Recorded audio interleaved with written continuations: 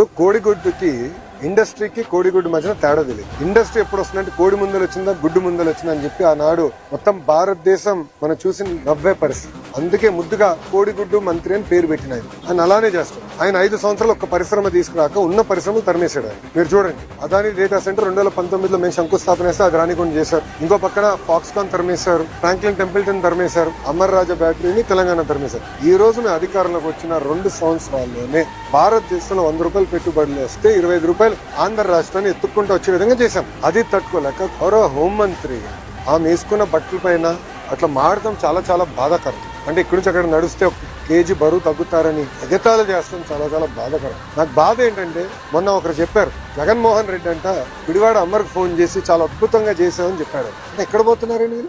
జగన్మోహన్ రెడ్డి గారు నేను సూటిగా ఒక విషయం ప్రశ్నిస్తాను. ఇదే విధంగా మేము భారతిరెడ్డి గారి గురించి మాట్లాడినాం, మీకున్న 2 కూతుర్ల గురించి మేము ఇదే విధంగా మాట్లాడితే మీరు ఇట్లనే మాకు ఫోన్ చేసి సభాష్ బాగా మాట్లాడని చెప్తారా?